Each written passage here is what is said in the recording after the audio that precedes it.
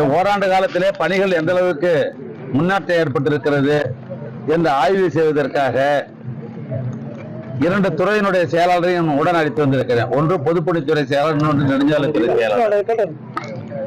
இந்த மாவட்டத்தினுடைய மந்திரி அவர்கள் தொடர்ந்து எனக்கு தொலைபேசியில் தொடர்பு கொண்டு பணிகள் விரைந்து முடிக்க வேண்டும், இங்க வருகிற சுற்றுலா மக்கள் ஆர்வமாக எதிர்பார்த்து கொண்டிருக்கிறார்கள் என்று தொடர்ந்து அவரும் வலியுறுத்தினார்.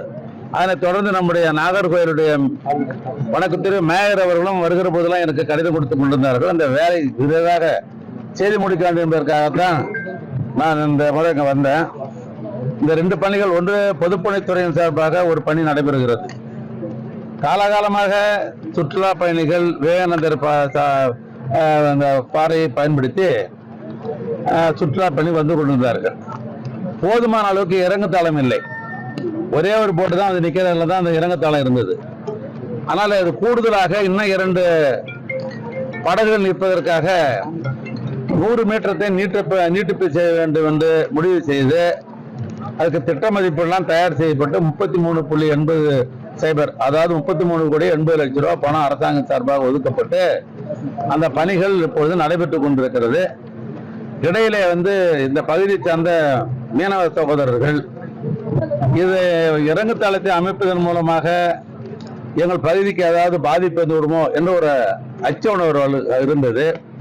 உடனே ஐஐடியினுடைய இது சம்பந்தப்பட்ட ப்ரொஃபசர் அவரையும் ஏற்கனவே அனுப்பி எல்லாம் செக் பண்ண இப்போ நான் அழைத்து வந்திருக்கிறேன். அதனால் எந்த விதமான மீனவ மக்களுக்கு எந்தவித பாதிப்பும் சிறிதளவும் கிடையாது.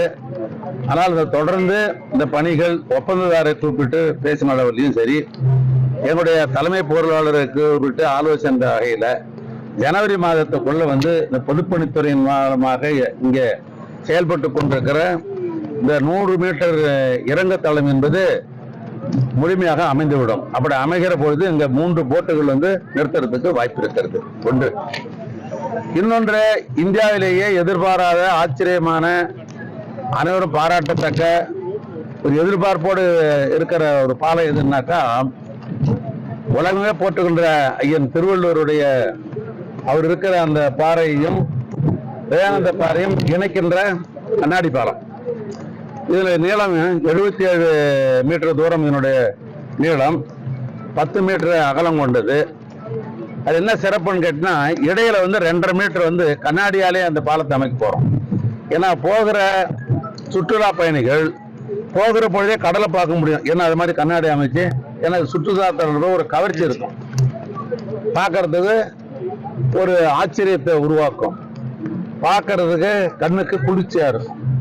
அந்த அடிப்படையில் தான் அந்த பாலத்தை அமைக்கிற பணியை அது 37 கோடி ரூபாய்க்கு ஒப்பந்தங்கள் கோரப்பட்டு இந்த பாலத்தை எல்லாம் அமைக்கிற ஒரு சிறப்பான ஒரு கம்பெனி. அது அவனுடைய ஃபேக்டரி பாண்டிச்சேரியில் இருக்குது. இப்போ டிசைன்லாம் ஏற்கனவே ஐஐடி ப்ரொஃபஸர் எல்லாம் வச்சு டிசைன்லாம் ஓகே பண்ண போது தான் பணிகள் தொடங்கணும். இப்போ அந்த ஒப்பந்தரையும் கூப்பிட்டு நான் பேசினேன். அவரும் டிசம்பர் மாதத்துக்குள்ளேயே நான் முடித்து கொடுக்கிறேன் என்று சொல்லியிருக்கிறார்கள்.